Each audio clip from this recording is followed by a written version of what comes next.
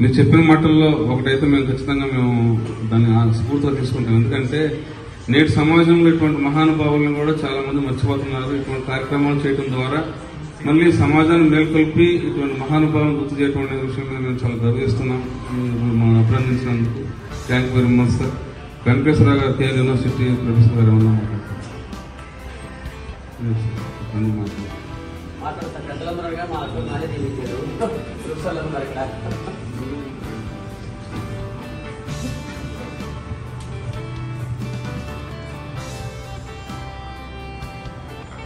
పూర్వీకుల్ని,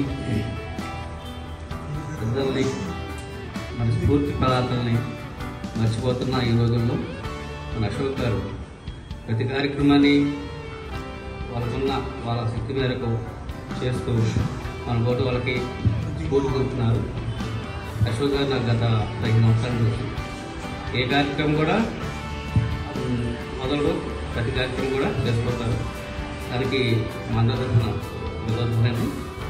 అలాగే స్వామి వివేకానంద గారు మన యొక్క స్పిరిచువల్ ఆధ్యాత్మిక భావాలని ప్రపంచ దేశాలకి పరిచయిస్తున్నారు అగ్రగణ్యులు.